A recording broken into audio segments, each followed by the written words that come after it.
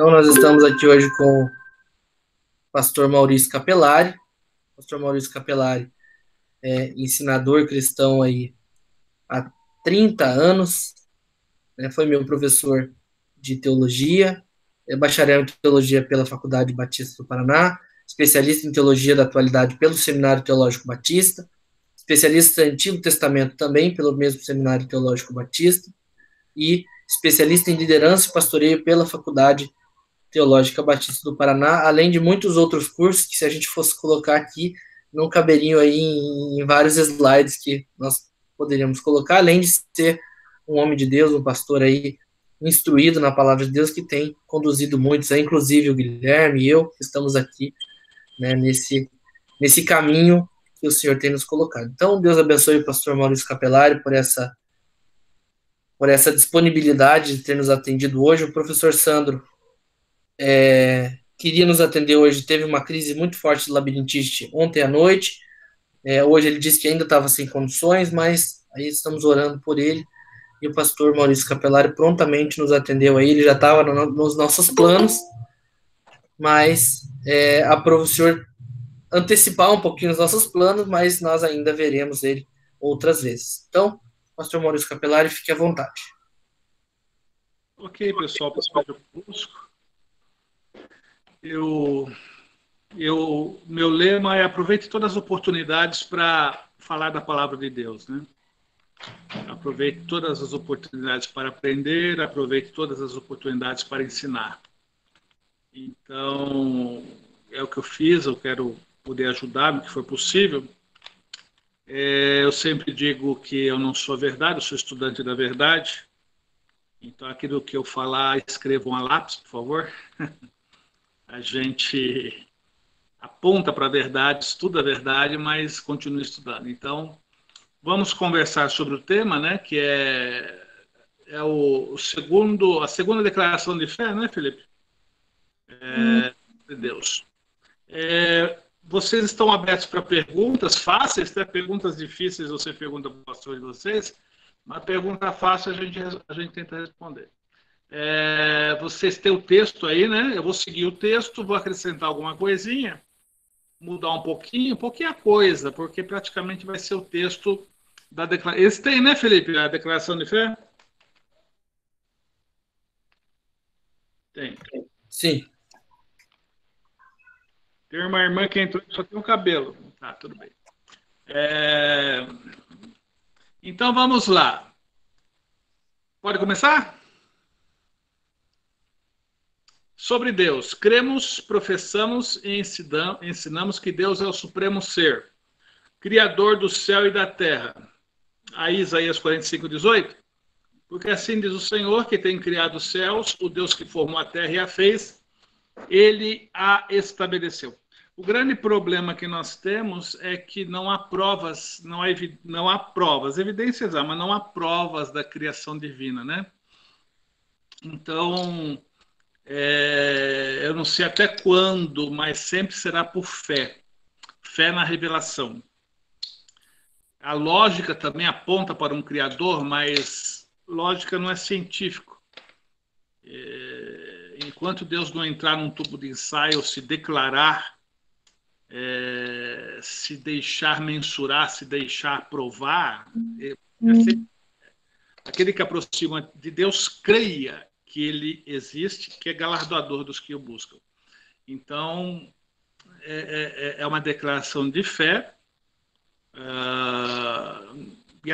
e aqueles que só creem na ciência vão lutar contra essa declaração, né? Então, é preciso deixar bem claro que há um Criador, há um sustentador, um mantenedor de tudo, e ele se revelou nas Escrituras, ele se revelou a Abraão, Isaac, Jacó, a Israel, aos profetas de Israel, a igreja, pessoalmente através de Cristo, e anunciamos essa verdade através da igreja pela sua palavra. Ok, pessoal, eu acho que vão ter liberdade para falar qualquer coisa, né? Eu dou liberdade para o povo ou corto as asas deles? Pode deixar, pastor. Aqui eu tenho uma mãozinha aqui, ó.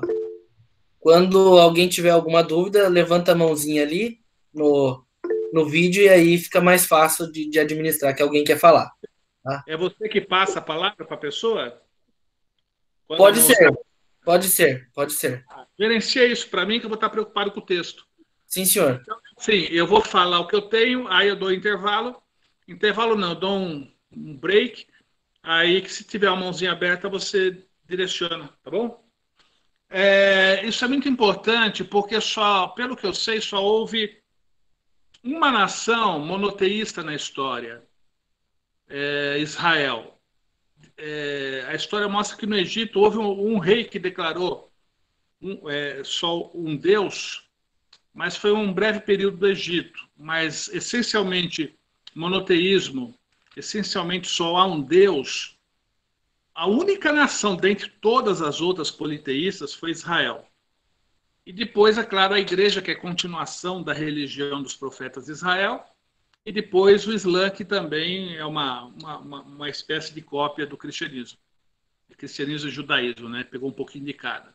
Mas Israel, o Shema, Deuteronômio 6,4, diz assim: ouça Israel, é o Shema, né? Ouça. Todo judeu piedoso faz essa oração 2 vezes por dia. Ouça Israel, o Senhor, o nosso Deus, é o único Senhor. Então é uma declaração que eles têm que repetir constantemente. Só há um Deus, ele é único. E aí está dizendo, primeiro, creia nisso. Segundo, se responsabilize. Ame ao Senhor teu Deus de todo o teu coração, de toda a sua alma, de todas as suas forças. Ou seja, tenha um compromisso com Ele. Que todas essas palavras que hoje te ordeno estejam no seu coração. Continua o compromisso. E continua, ensine a sua descendência. Ensine essa verdade. Ensine isso que você experimentou às próximas gerações. E eu creio que, pelo que eu estou vendo aí, vocês são a próxima geração. E a gente tem que ensinar a nossa família e também as próximas gerações a amar o mesmo Deus. Alguém quer falar? Só o Felipe? Que ele é o Deus Pai de nosso Senhor Jesus Cristo. É uma confusão, pessoal, esse negócio de Deus Pai, Deus Filho, Deus Espírito Santo. Isso dá um nó na cabeça da gente.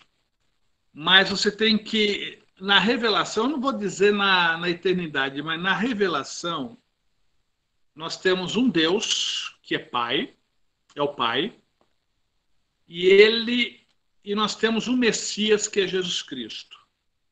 E são distintos assim, operacionalmente são distintos. Olha lá, João 20:31. Para que creiais que Jesus é o Messias, o Cristo, né, o Filho de Deus, e para que crendo nele tenha vida em seu nome.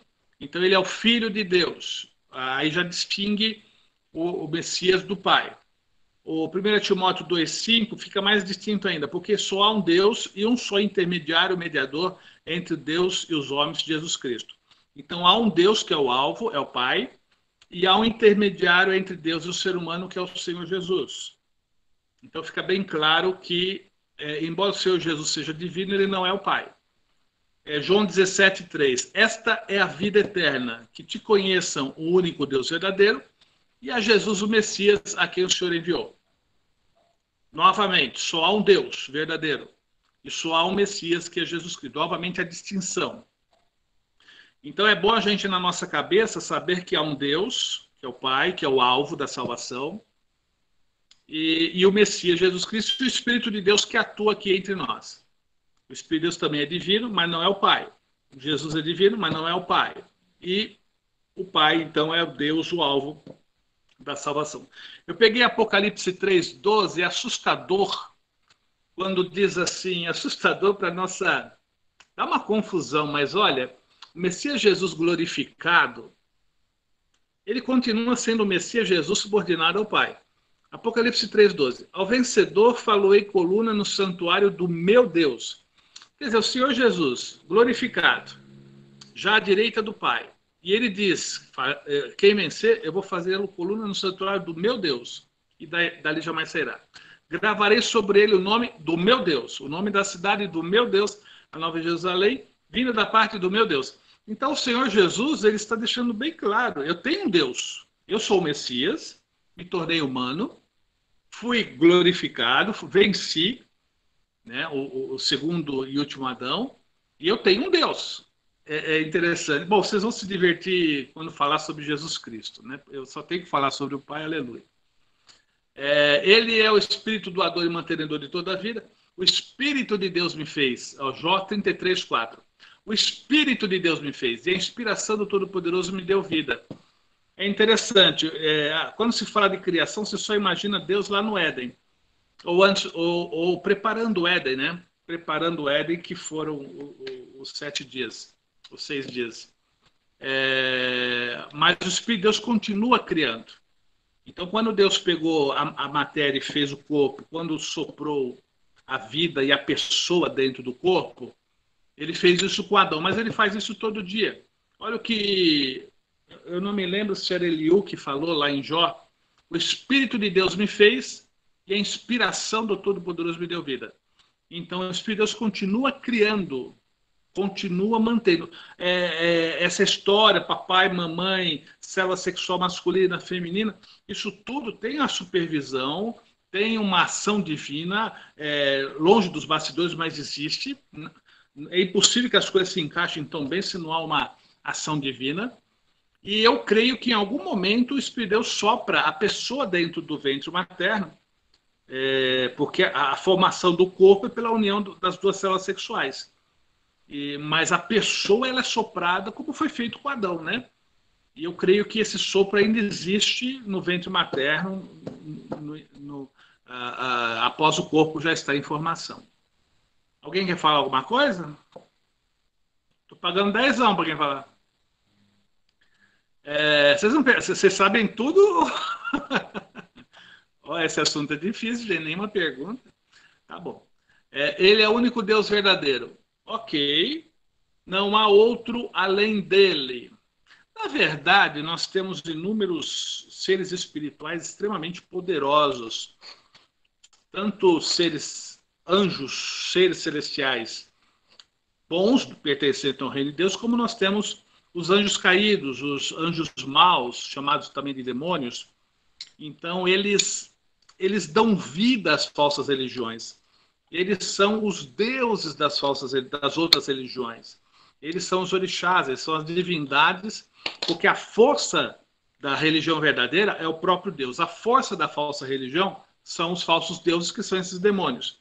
Então, quando diz que só há um Deus realmente criador, só há um criador. Mas forças espirituais poderosas, extremamente inteligentes, o universo está cheio. Mas não se iguala, não chega aos pés do Senhor, né? Todo ser fora de Deus é criatura. E criatura tem um átomo do poder de Deus, tem um átomo da inteligência de Deus, é incomparável.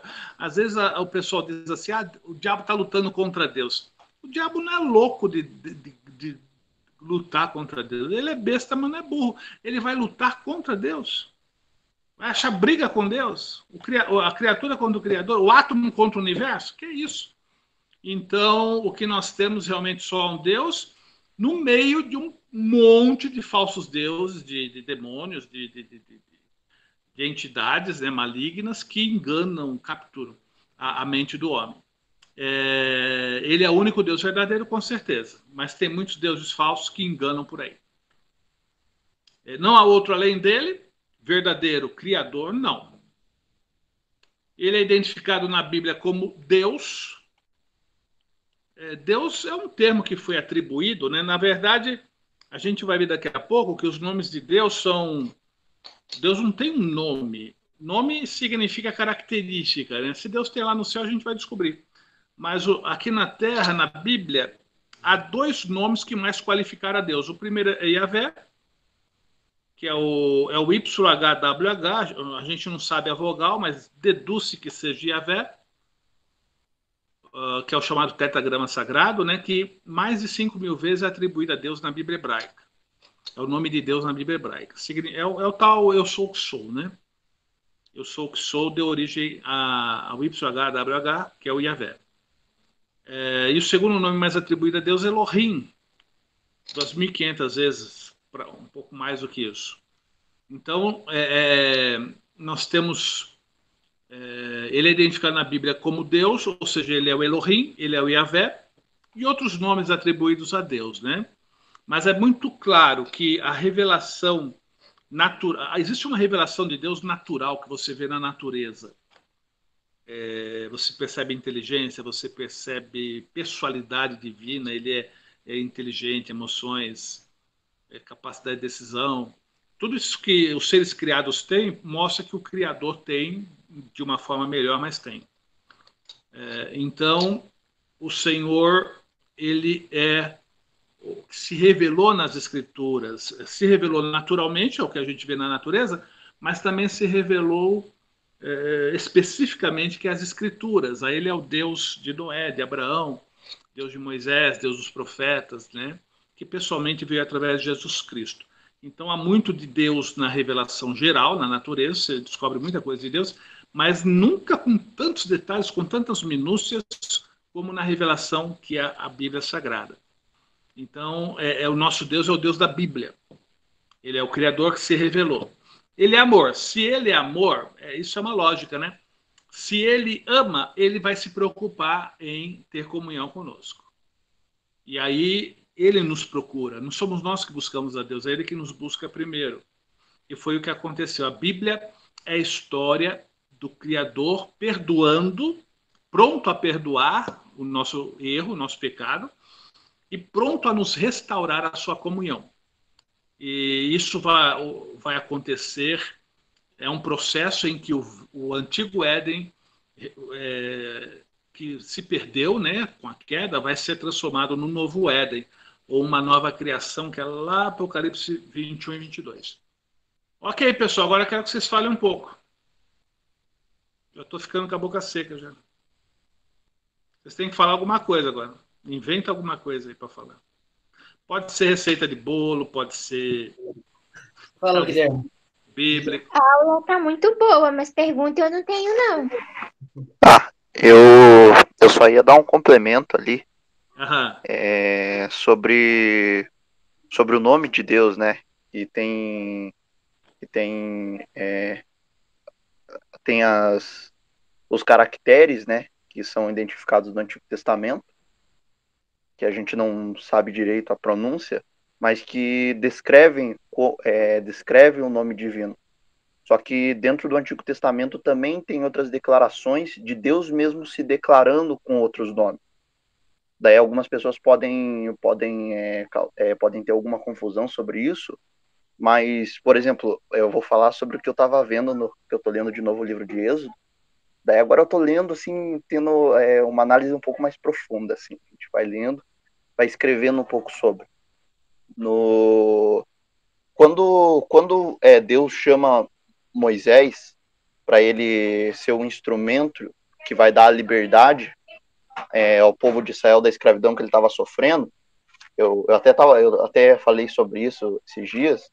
Ele mais de uma vez no capítulo 6, que daí ele está falando com Moisés, depois de Moisés ter aquela tentativa frustrada de falar tanto ao povo de Israel quanto a Faraó para libertar o povo, a primeira tentativa, que deu o povo de Israel fica um pouco revoltado por causa da adição de cargas, né? Porque já estava difícil você ser escravo.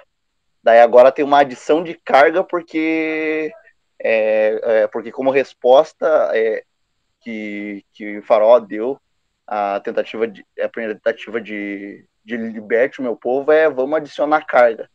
Vai buscar os instrumentos, as palhas, né, para fabricar os tijolos. Daí Deus ele ratifica ele ratifica a promessa de libertar o povo, né? Daí ele começa no capítulo 6, versículo 2, ele começa a falar bem assim: falou mais Deus a Moisés e disse, eu sou o Senhor. Daí ele continua, e eu apareci a Abraão e a Isaac e a Jacó. Daí vai ter toda a descrição histórica, que fala que ele estabeleceu o concerto para dar a terra de Canaã. Daí ele fala que ouviu o gemido do povo de Israel. Daí ele fala, portanto diz aos filhos de Israel, eu sou o Senhor, e vos tirarei de debaixo das cargas dos egípcios, vos livrarei da sua servidão e vos resgatarei com braço estendido e com juízo.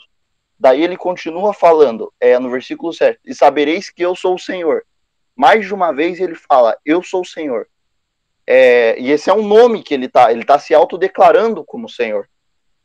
Daí você vai ver que quando o povo ele é libertado por Deus do Egito, eles escrevem um cântico e começam a cantar. Daí eles começam a cantar no capítulo 15, versículo 1, o povo de Israel, unânimes, eles começam a cantar, cantarei ao Senhor. Daí, esse é o primeiro versículo. Daí no versículo 2, eles continuam, o Senhor é a minha força. E no versículo 3, eles também continuam dizendo, o Senhor é varão. Então você percebe que quando Deus ele se autodeclara com algum nome no Antigo Testamento, ele não está dizendo que aquele realmente é um nome, mas é um instrumento didático para as pessoas terem um conhecimento, ainda que um conhecimento superficial, de quem é Deus e o que ele pode fazer. Então, as demais formas que Deus ele se declara no Antigo Testamento são apenas formas de descrever de forma simples o que Deus pode fazer e quem ele é, para que o povo ele tenha um conhecimento ainda que superficial de quem é Deus. Ok, Guilherme, obrigado. Esse é o nome mais atribuído a Deus, mais de 5.000 vezes, que é o YHWH, que provavelmente, uma pronúncia provável seja Yahvé, e cuja tradução na Almeida é Senhor tudo em maiúsculo. Almeida, ao invés, não quis deixar o tetragrama, não quis falar Yahvé, Almeida e os outros que o sucederam, né? Então, traduz por Senhor tudo em maiúsculo. É o nome que Deus deu em Êxodo 3,14, né? Baseado no Eu Sou o que Sou, é isso mesmo. Deus se revelou a Moisés como Eu Sou, que virou o nome de Deus, YH, é o tetragrama divino. E tem um texto aqui, os judeus falam 72 nomes divinos, mas os dois mais utilizados são o Yahvé, que é o tetragrama, e o Elohim, que aparece logo no primeiro versículo, né? No princípio, Elohim criou Deus, os céus e a terra. Mas isso são nomes dados a Deus na sua história, na sua revelação. Porque o nome, ele identifica a pessoa de alguma forma.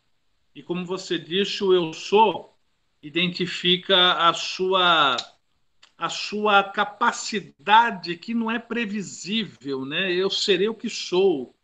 O que eu sou, eu serei. É como se Moisés estivesse perguntando, Senhor, porque nome significa qualidade, capacidade, identifica características da pessoa.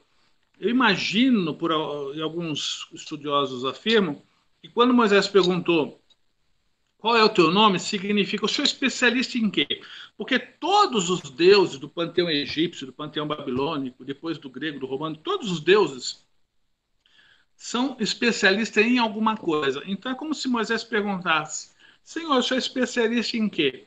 Aí Deus vai falar o quê? Eu sou especialista em quê? O que eu sou, eu serei. O que eu sou, você vai ver. E isso mostra como Deus ele não está limitado. A sua capacidade não está limitada. E até hoje ele está nos surpreendendo. Ele conserta carro, ele enche tanque de gasolina, ele cura doenças que nunca existiram. Então, até hoje ele está nos surpreendendo. O que eu sou, eu serei quando você precisar. Isso estaria associado a YHWH, que é o tetragrama. Mas vamos em frente, que tem bastante coisa aqui ainda. Ele é identificado na Bíblia como Deus. Deus é um ser pessoal que possui atributos naturais, morais e de poder, qualidades e virtudes que lhe são próprias. Eu faço uma pergunta: é possível ser igual a Deus? É possível nós sermos iguais a Deus? Aí vocês... Qual aspecto? A pergunta é genérica. É possível ser igual a Deus? Sim ou não? Não desenvolva muito. Sim ou não? Alguém arrisca? Não, né? Não. Dois nós. Mas é que quando ele diz assim, sede santo porque eu sou santo, sede santo em todo o vosso procedimento, Assim como o vosso Pai, sede perfeito como o vosso Pai Celestial é perfeito. Eu vos dei o exemplo, como eu fiz, faça vocês também. Não está mandando ser igual a Deus? Então, eu acho, assim, pelo meu entendimento, que é bem limitado, eu penso que é o seguinte, que Deus, ele é assim porque ele é, entendeu? Ele é, ele sempre foi, ele sempre será, ele é assim. Por isso que se fala de atributo. Agora, quando ele manda a gente ser assim, ele dá uma medida de graça, uma medida de fé, uma medida de capacidade para a gente ser de acordo com o que ele quer. Mas isso não significa que a gente está sendo igual a ele. Isso significa que a gente está manifestando e refletindo aquilo que ele próprio deu para a gente. É o que eu entendo. Mas imagem e semelhança de Deus não é igual a Deus? Fomos criados à imagem e semelhança de Deus, não é igual a Deus? Não, não é igual. É uma semelhança que o próprio Deus deu pra gente, mas igual, eu acredito que não. Mateus 5,48, sede perfeito como o vosso Pai Celestial é perfeito. Sede perfeito exatamente como o vosso Pai Celestial é perfeito. Isso não estaria dizendo para sermos como ele é? Podemos ou não podemos ser igual a Deus? Na verdade, é claro que daí o livro de Jó ele vai usar uma linguagem poética, né? Mas quando Deus ele depois que os amigos de Jó e aquele agregado lá, eles acusam Jó de ter pecado escondido, tá pecando. Outro acusa ele de ser eles fazem várias acusações. Deus, depois ele começa o discurso dele, e em todo o discurso ele coloca em paralelo a limitação da criatura em relação ao seu criador. Ele até ele pega os instrumentos que são aqueles dois monstros da mitologia antiga, que é o Behemoth e o Leviatã, e ele... Pode ou não pode ser igual, Guilherme? Oi? Não foge. Pode ou não pode ser igual?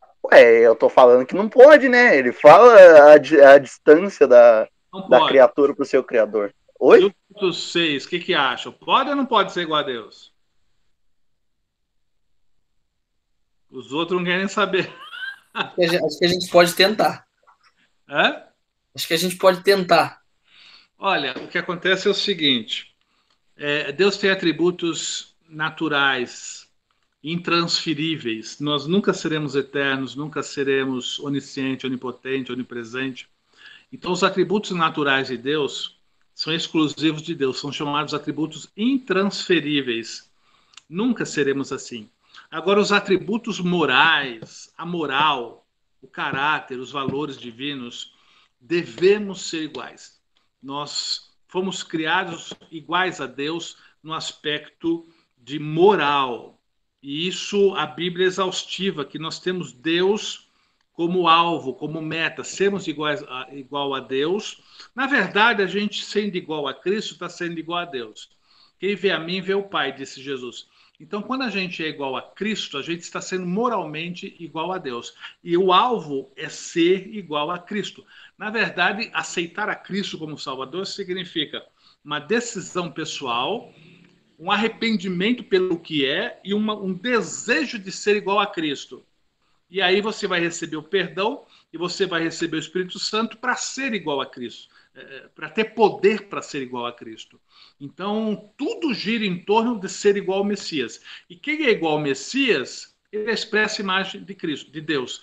Quem é igual ao Messias é igual a Deus. Então, é um jogo de palavras. Atributos naturais é impossível. Atributos morais é obrigação sermos iguais a ele. E nesse aspecto fomos criados à imagem e semelhança de Deus. Tem nada a ver com um aspecto físico. Não foi o pó da terra, o corpo construído com o pó da terra, que é a imagem e semelhança de Deus, mas é o sopro, o ruach, o sopro divino, a pessoa espiritual que entrou naquela caixinha chamada corpo, é que vai nos tornar, que era, né, e deveria ser a imagem e semelhança. Essa imagem e semelhança foi deturpada pelo pecado e vai ser restaurada mediante a santificação e depois a glorificação. Mas tudo visa sermos igual a Cristo, igual a Cristo, igual a Deus. Então, é isso que nós vamos falar agora. Atributos naturais. Deus é espírito. Agora, uma pergunta que eu faço para vocês. O que é espírito? Mas bate pronto. Espírito é isso, espírito é aquilo. O que é espírito? Corpo não material. Na verdade, nem tem corpo, né? Não Corpo. ocupa lugar no espaço, não tem matéria. Pronto. O que é espírito? Mais alguém? Tem um pessoal aí quietinho. Pastor, depois tem Mas uma pessoa que eu não pergunta. sei. O que é isso? Vocês não sabem o que é espírito? Definir assim, não sei. Realmente, não sei. Definir, não. Espírito é a vida. Passo o telefone do pastor de vocês que eu vou ter uma conversa com eles. Anote aí. Espírito. Não tenho a menor ideia. A palavra espírito é um contraste com matéria.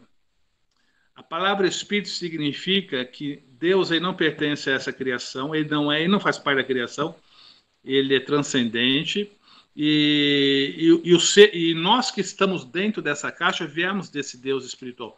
Então nós somos espírito também, só que o espírito dentro de uma caixa que com a morte essa caixa volta para o pó e o espírito volta para Deus.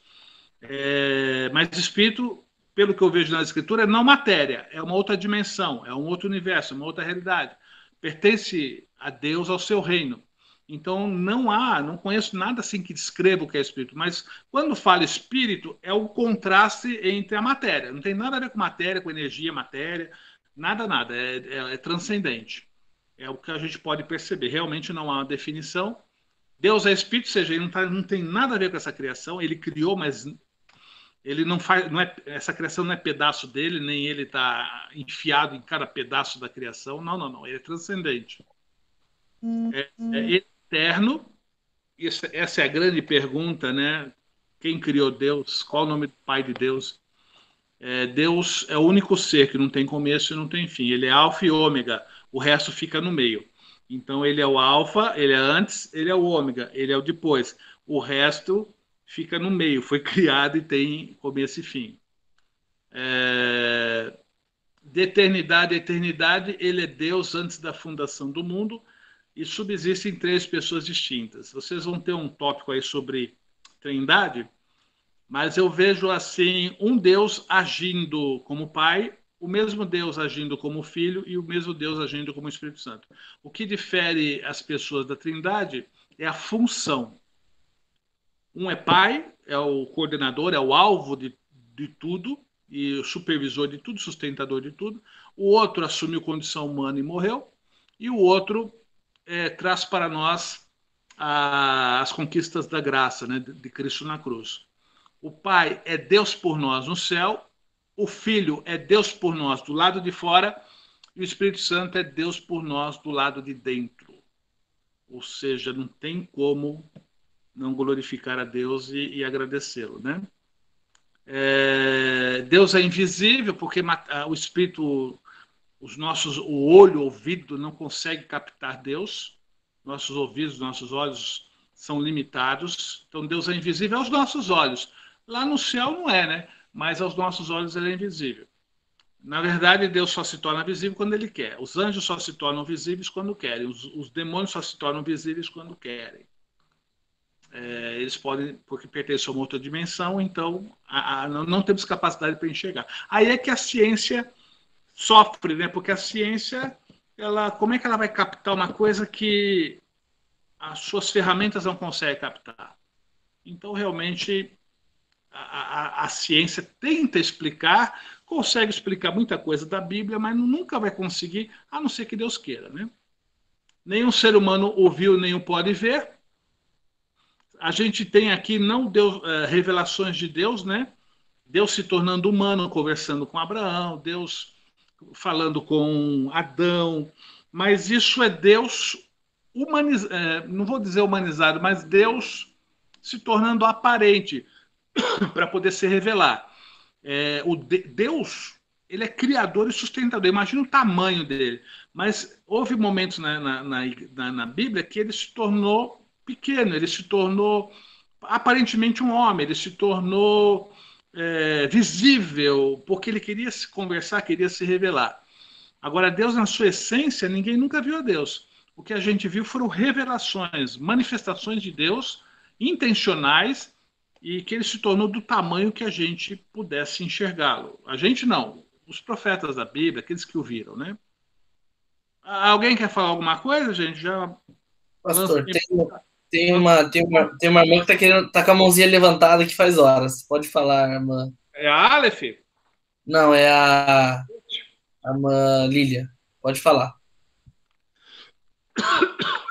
Eu acho que teu microfone tá fechado. Paz, Senhor, irmão. Paz.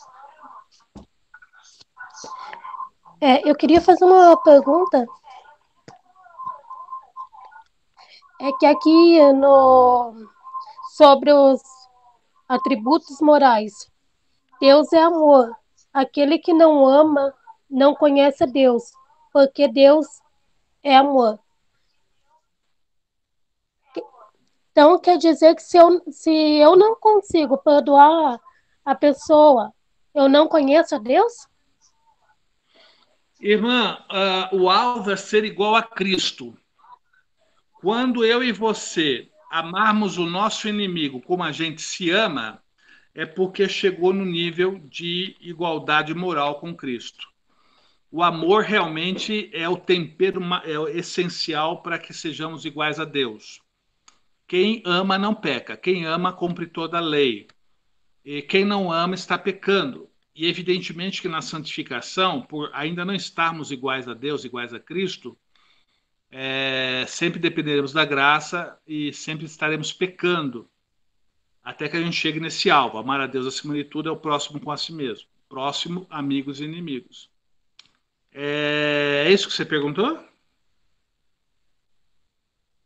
Se você não ama... Na verdade, essa pergunta não era nem minha, sabe, pastor? Era da minha amiga aqui, que a gente tá junto. Aham. Irmã, quem não E ama... ela ficou com vergonha de perguntar.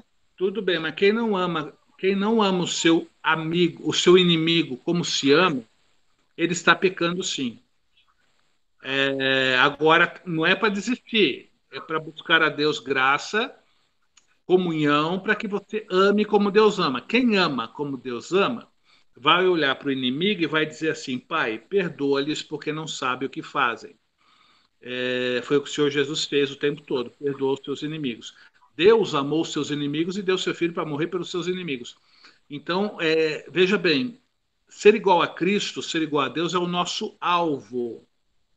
Eu vou chegar lá, mas não chegamos ainda. Eu não sei você, mas eu não cheguei ainda. Tá? Então, realmente, quem não ama o próximo está pecando, sim.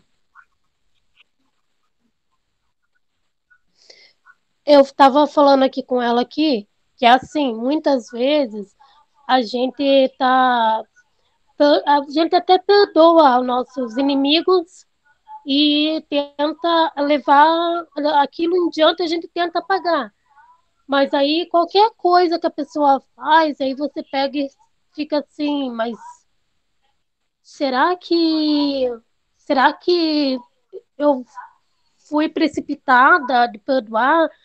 Será que o meu coração está preparado para perdoar essa pessoa agora?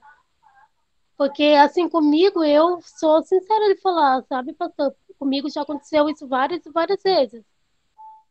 Até em família já aconteceu. Eu estava conversando com ela aqui, contando para ela, expondo umas situações. Até eu dobrei meus joelhos e falei: ai, Senhor, tira do meu coração, meu Deus, eu quero mudar. Eu quero que o Senhor me ajude a esvaziar meu coração. Mas existem situações na vida da gente que a gente perdoa a pessoa assim, mas não está preparado, a pessoa não está preparada para receber o nosso perdão. Felipe, eu acho... Muitas vezes a gente perdoa, mas é de boca e não de coração, né? Ok. Felipe, eu acho interessante na fila de estudos de vocês alguém abordar essa questão do perdão. O perdão é uma procede de um coração que ama, mas perdoar não é ser trouxa. Perdoar não é simplesmente, você aprontou comigo, mas agora está perdoado e eu esqueci tudo. Não, não, não. O perdão ele lidar com o problema de forma que você não sofra, que você não traga o passado para o presente. Mas não é ser trouxa da pessoa. Porque tem muita gente que confunde ser crente com ser trouxa. Então, mas como é um assunto muito rico, eu sugiro que vocês coloquem na fila de estudos aí só um estudo sobre perdão e traga alguém que tenha essa visão de que perdoar não é ser trouxa. Você que matou minha família, pode vir morar aqui em casa, sobrou vaga. Espera aí. Ou você que é ladrão, quer ser tesoureiro na minha igreja? Ou você que é pedófilo, a igreja tem uma creche, você quer cuidar dela? Não, você perdoa, ou seja, mas você tem que se cuidar em relação àquela pessoa, até que constate que realmente houve uma mudança. Espere uns 35 anos, mais ou menos. Aí, se você perceber que houve uma mudança, aí você se desarma. Mas até então fica armado, porque você não sabe se vem outra, né? Ok, Nico Sama, né? Podemos continuar? Obrigada, pastor, pela... Eu não falei muito, não, porque isso fugiria um pouco do tema. Mas isso aí dá pano para manga, é uma coisa muito rica. Esse assunto sobre perdão, dependendo do dia, eu me coloco para ser um dos que falar sobre isso. Eu tenho um texto sobre isso. Me coloco à disposição, dependendo da data aí, tá bom? Mas vamos embora aí. Nenhum ser humano vil, é um ser transcendente, ou seja, a contaminação da criação não afeta Deus. Ele é um ser imanente, ou seja, ele não criou e se mandou, ele criou e continua envolvido. Aqui diz que ele é infinito. Eu não gosto dessa palavra infinito, porque infinito parece que não tem limite, né? Parece uma coisa assim que atira para tudo que é lado. E Deus, por ser perfeito, ele tem limites. Por exemplo, um limite de Deus, ele não consegue ser imperfeito.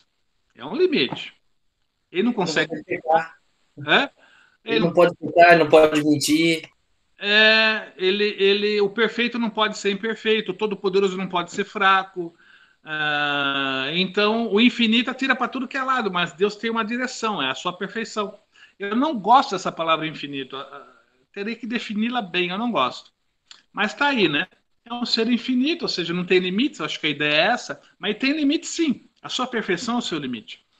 Ele não pode ser imperfeito. Deus é um ser pessoal, ele criou pessoas, aí não pode ser uma pedra. Pedra não cria pessoas. Só um ser pessoal pode criar pessoas. A Bíblia mostra em Deus os elementos constitutivos da personalidade. Ele tem intelecto, emoção, vontade. Lógico, ele criou pessoas. Esses são os atributos naturais. Agora, atributos morais. Ele é amor. Deus é amor.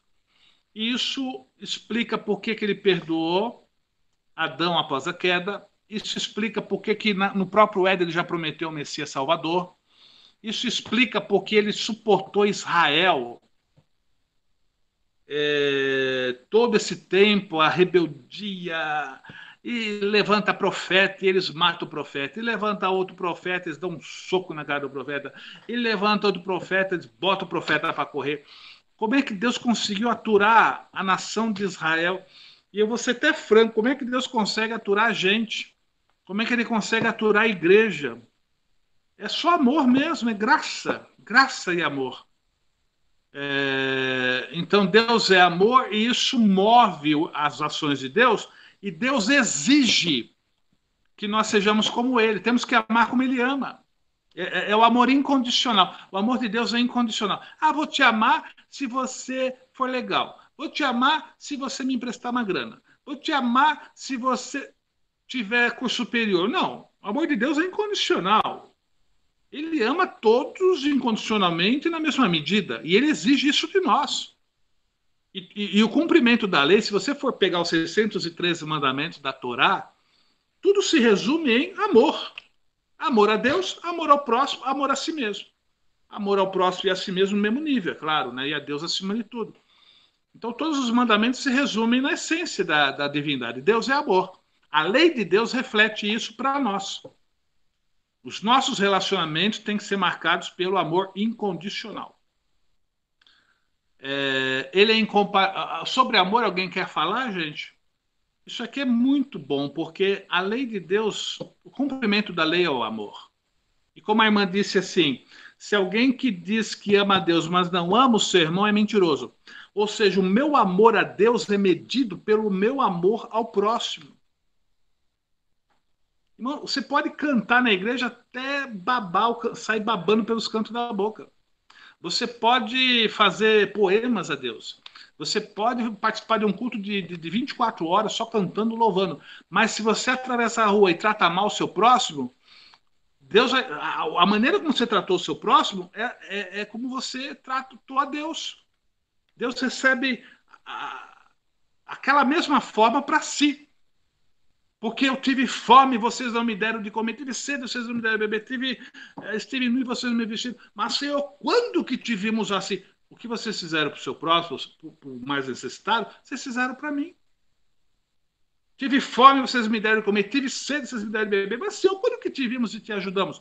O que vocês fizeram, eu vi e fizeram para mim. Então, é muito forte isso. O meu relacionamento com Deus é medido pelo meu relacionamento com o próximo. Você pode ficar cantando na igreja o dia todo, 24 horas por dia, mas atravessa a rua e dá um soco na cara do teu próximo, aquilo revela realmente o teu amor a Deus. Isso é muito forte. Alguém quer falar? Alguém quer falar alguma coisa? Eu estou dando 10 anos para quem falar. Pode seguir, pastor, porque se o senhor deixar, esse assunto ele é bem rico mesmo. É outro assunto que vai longe, né? Vai, dá pano pra manga. Oi? Esse dá pano pra manga também. Pano pra manga. Então vamos embora.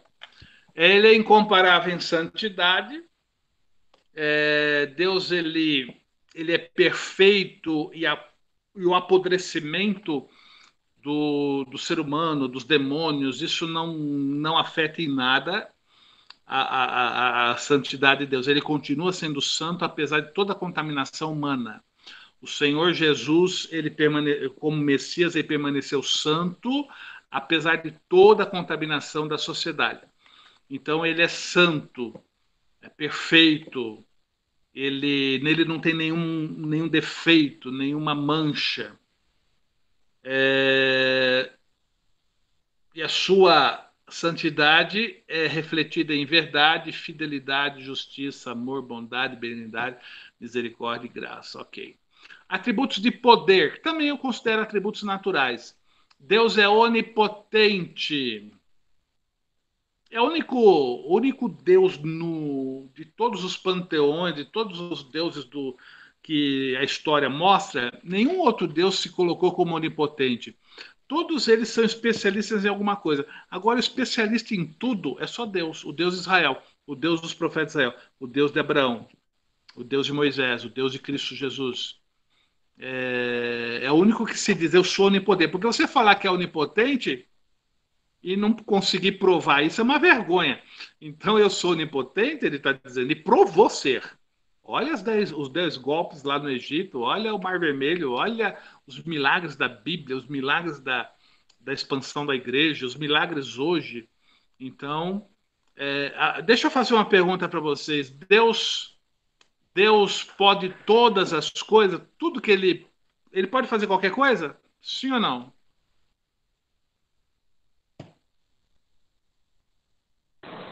Sim. Sim.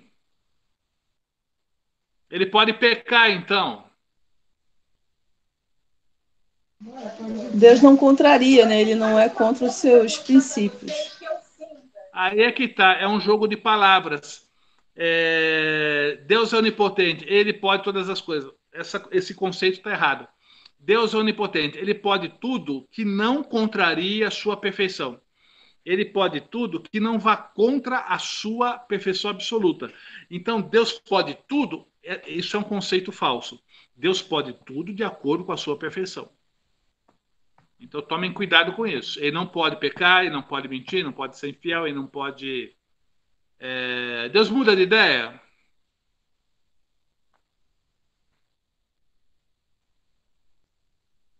Deus muda Essa de pergunta é ideia? legal, hein? Mas daí você... Deus muda bastante. Hã? Muda. Só que Deus não muda de ideia por um problema de caráter. Deus muda de ideia se a situação mudar. Se ele diz, eu vou destruir Nínive, aquela Nínive pecadora eu vou destruir, mas a Nínive se arrependeu, mudou a situação, aí Deus muda de ideia. Ezequias também, né? Hã? O caso de Ezequias também, né? Que Deus acrescentou 15 anos. Daí. Então, se houver arrependimento, normalmente o arrependimento, a mudança de vida, ou até se Deus tem aliança com alguém e essa pessoa quebra a aliança com Deus, o bem que Deus prometeu fazer, ele transforma em maldição. Porque mudou a situação. O fiel se tornou infiel. Então a bênção que Deus prometeu revoga, porque a situação mudou. Aí o maldito se arrepende. A maldição se transforma em bênção, porque houve mudança de situação. Todo que pecar deve morrer. Quando a gente aceitou a Cristo, Deus mudou de ideia. Não vai morrer mais não. Porque agora ele está perdoado em Cristo Jesus. Então, isso mostra que Deus ele é absolutamente perfeito dentro da sua perfeição. Ele é onipotente, repito, dentro da sua perfeição. O poder de Deus é ilimitado, ilimitado dentro da sua perfeição. Mas não há coisa alguma impossível para ele. Dentro da sua perfeição não há coisa impossível. Porque para Deus mentir é impossível, pecar é impossível, ser infiel é impossível, ter problemas de caráter é impossível. Dentro da sua perfeição é impossível. E aqui o comentário foi muito pertinente. A sua vontade, porém, é determinada por sua natureza santa e justa. Então, a sua vontade é manifestação de uma natureza santa e justa. Nada é impossível para ele dentro da natureza santa e justa. E não pode mentir, como você falou há pouco, alguém falou há pouco.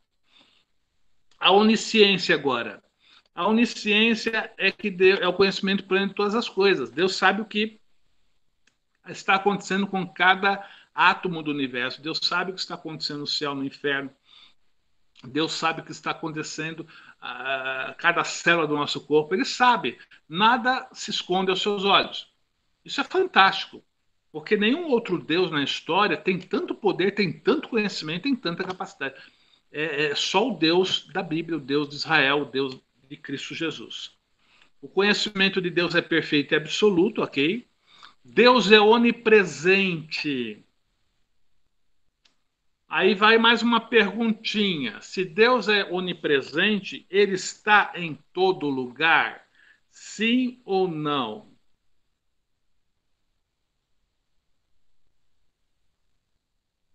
Aí agora é com você. É assim, ó, eu faço a pergunta, aí vocês respondem. É assim que funciona.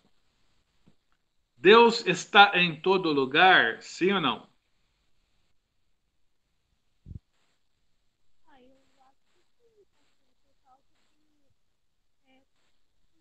Alguém está falando aí? Eu acho que seu microfone está bem baixo, Lilian.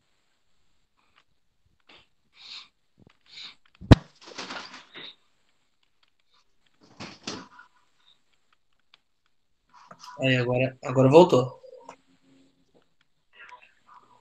Eu falei assim que eu acho que sim, porque se Deus ele vê tudo, ele sabe de tudo, com certeza ele está presente em todo lugar. É como eu falei, né? Você pode esconder do homem os seus sentimentos, mas de Deus você não esconde, Mas porque ele conhece nosso coração. Aí, irmã, é onisciência. Deus conhece, Deus sabe, é onisciência. Deus está presente, é onipresença. Eu estou falando da presença de Deus, ele lá presente. Ele está presente, não a mente dele é onisciência, está em todo lugar, no céu, no inferno, mas a presença dele. Deus está em todo lugar? Acho que não. O onipresente não está em todo lugar. Eu acho que não. Onipresente está em todo lugar, mas nem todo lugar, né? E aí, pessoal? A irmã Stephanie falou que não. E os outros? Você ouve muito essa... Existe aquela teologia enlatada, né? Que a gente sempre começa com uma teologia enlatada, depois vai desenvolvendo. Não é errado começar com uma teologia enlatada, que é aquela coisinha fechadinha no pacotinho assim, creia nisso. Mas aí você tem que desenvolver a sua teologia, você tem que estudar para que você tenha certeza do que a Bíblia diz. E a teologia enlatadinha diz assim: Deus está em todo lugar. Se Deus está em todo lugar, por que a gente prega para que Deus entre no coração do pecador? Por que o Senhor Jesus disse assim: onde tiver 2 ou 3 reunidos, eu lá estarei? Por que João 14, 23, o Senhor Jesus disse assim: se alguém me ama, guardará a minha palavra, aí eu e o Pai o amará, e eu e o Pai viremos para ele e faremos nele morada. Se alguém me ama, eu e o Pai moraremos nele. Se alguém não me ama, vai ficar sem mim, sem o Pai. Onde é que Deus mora? Se Deus está em todo lugar, ele mora no lixo, ele mora no esgoto, ele mora em qualquer coisa. Agora, se Deus... a gente tem que saber exatamente onde é que Deus mora. Deus tem um lugar para morar? Qual que é a residência de Deus? Ou é todo lugar?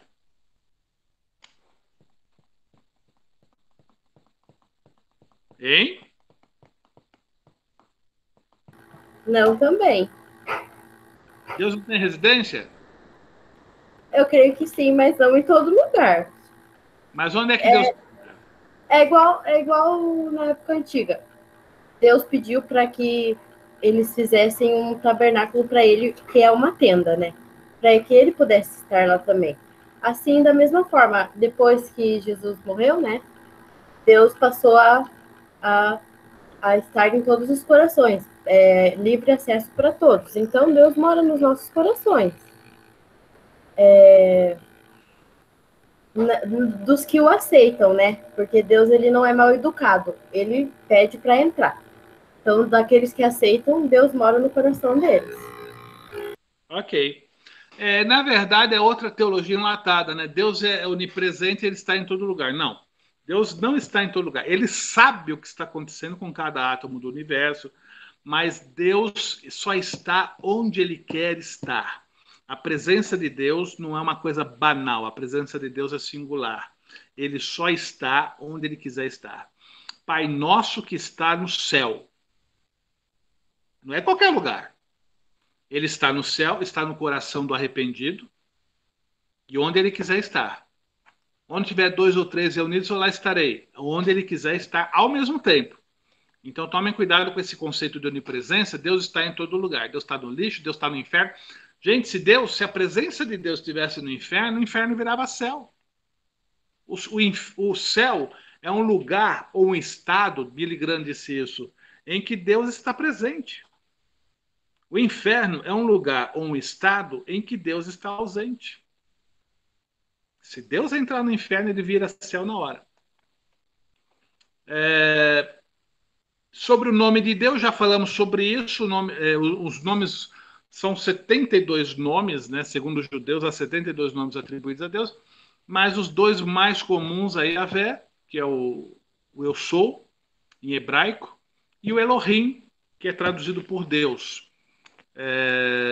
São os dois nomes mais utilizados na Bíblia, né? O Yahvé, mais de 5.000 vezes, e o Elohim, mais de 2.500 vezes, e o Adonai, mais de 300 vezes. Então, são nomes atribuídos a Deus. Se Deus tem um nome, aí no céu a gente vai ficar sabendo, mas nomes atribuídos a Deus na revelação. Sobre outros nomes de Deus, aí você tem uma lista, né? Elion, Shaddai, Adonai. Aqui explica o nome Yahvé conhecido. É que o nome de Deus resulta do Eu Sou, né? Eu sou o que sou. e ele, em hebraico, é tipo 4 consoantes, que é chamado tetragrama sagrado, que a gente não sabe as vogais. Yahvé é uma possibilidade, mas a gente não sabe as vogais. Jeová, jamais. Jeová é o que chama de pronúncia híbrida. Eles pegaram as consoantes do hebraico, do nome de Deus, e acrescentaram as vogais de Adonai. Aí ficou Jeová. Então, Jeová é uma pronúncia híbrida. É a junção do tetragrama com Adonai. Então, Jeová é bem longe da pronúncia correta. O tetragrama vem do verbo ser, ok, eu sou o que sou, Erie, Axé, Erie, no original, né, e deu origem ao nome de Deus. Na revelação. Ok, aí fala também sobre a origem do tetragrama, isso aí tá. Sobre as obras de Deus. A Bíblia ensina que o universo foi planejado por Deus antes de ser criado. Planejamento, origem e manutenção, quer dizer, Deus não criou e se mandou, ele criou e mantém. Se a Lua fica em torno da Terra, isso não é gravidade, todas essas teorias científicas, elas explicam as ferramentas que Deus usa, mas é Deus sustentando. Eu creio que se Deus tirar a mão, nada existe, nada fica no lugar. Então, se tudo existe, porque há um poder de Deus agindo. A ciência explica as ferramentas que Deus usa para agir, mas é Deus agindo. Deus trouxe o universo à existência do nada. Houve uma época que só existia Deus. E ele começou a criar. E uma das suas criações é esse universo. E uma dessas criações foi nós mesmos, o ser humano, a raça humana. Mas tem muita coisa que Deus criou que a gente não viu, não sabe. Irmãos, a gente não sabe a ponta do iceberg, a gente não sabe um átomo do universo do que Deus fez. Então, o Criador deve ter feito muita coisa. Passou uma eternidade criando, imagina. A gente só conhece os anjos que foram criados. Alguns anjos, né? A gente conhece um tal de serafim, de querubim, de anjo, de arcanjo, ser celestial, mas é a ponta do iceberg. A gente não sabe o que é que está escondido aí. Que não interessa. A gente vai precisar de uma eternidade de eternidades para conhecer apenas uma fração do que Deus criou. Mas não interessa agora. O que interessa é termos um relacionamento com Deus e promovermos esse relacionamento com Deus nos 4 cantos da terra. O que Deus não revelou, no céu a gente fica sabendo. Nossa preocupação é conhecer, viver e ensinar o que ele revelou. Tá? Não se percam com vãs filosofias que não chega a lugar nenhum. E tenta descobrir quantos anjos cabem na cabeça do alfinete, e tenta descobrir que data que os anjos foram criados, e a humanidade não conhece o básico, que é os evangelhos. Então, não podemos perder de vista a nossa missão. Ok, pessoal, eu creio que tem um monte de texto bíblico aí, e aí fica a vocês darem continuidade, né, dar uma boa lida nesse texto, e continuar os seus estudos. Parabéns pela iniciativa aí, do Felipe, da turma toda aí, é raro encontrar pessoas que amam a palavra, que querem estudar a palavra, então eu valorizo muito isso. E por isso estou aqui dando uma força. E que Deus recompense vocês aí por tudo, tá? E por esse esforço. É isso aí, Filipão. Amém. Então Deus abençoe pastor Maurício Capelari mais uma vez. Nós certamente voltaremos aí com o senhor para falar sobre outras coisas. Essa aula, ficaram vários ganchos aí que nós podemos utilizar, né? Por exemplo, falar sobre o amor de Deus, falar sobre o perdão, né? Que também é um desses desdobramentos do amor de Deus que está em nós e que nós precisamos exercer, né? Com fidelidade, com plenitude, o que é bastante difícil, mas nós estamos aí para aprender e nos tornarmos cada dia mais parecidos com ele. Um crítico do Evangelho, Felipe, disse assim... chupa-cabra, extraterrestre e amor cristão, eu só ouço falar, nunca vi. Então a gente tem que tomar muito cuidado com isso. Mas Deus abençoe, eu quero agradecer a todos pela presença. Nós sabemos que várias pessoas não puderam entrar hoje, porque hoje coincide com o culto de sexta-feira lá na igreja, então teve muita gente que não pôde estar aqui. Mas certamente o senhor vai voltar para falar conosco, né? Deus abençoe sua vida, Deus abençoe sua família. Um abraço a Arma Lloyd, né? E ao seu filho. Um abraço, cara. Tá aqui do lado, mandou um abraço. Deus abençoe. Então, gente, era isso. Essa foi a nossa segunda aula. Na semana que vem nós voltamos também na sexta-feira, né? Nossos encontros geralmente são na quinta, mas na semana que vem nós também vamos estar aqui na sexta-feira, porque na semana que vem nós teremos o pastor Sandro Pereira conosco, né? Na outra semana, aí a gente volta na quinta-feira normalmente, e aí a gente vai vendo aí, porque a gente está se adequando a tanto a nossa agenda quanto a agenda dos nossos professores. Mas Deus abençoe a vida de cada um de vocês. Na semana que vem nós temos mais, daqui a pouquinho eu coloco lá mais informações. Deus abençoe. Amém. Deus abençoe. Amém. Abraço. Até a próxima.